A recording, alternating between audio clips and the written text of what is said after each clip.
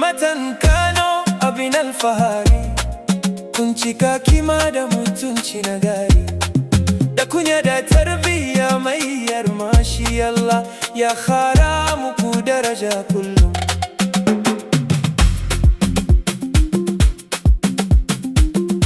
MATAN Kano masu fara'a da kyau, da murmushi mai sa zuciya ta natsu. Cikin ilimi da biyayya kuna haskawa, kamar taurari a sararin samaniya. MATAN Kano abin alfahari, kun cika kima da mutunci na gari.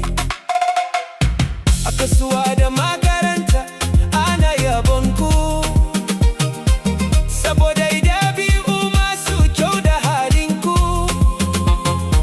Ku ne ado ga iyaye da al'umma.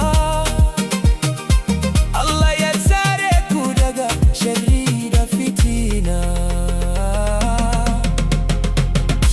MATAN Kano ku ci gaba da haskawa, da tarbiyya da ilimi ku yi fice. Duk inda kuka je a duniya a ce lallai yan Kano ne masu mutunci. MATAN Kano abin alfahari, kun cika kima da mutunci na gari.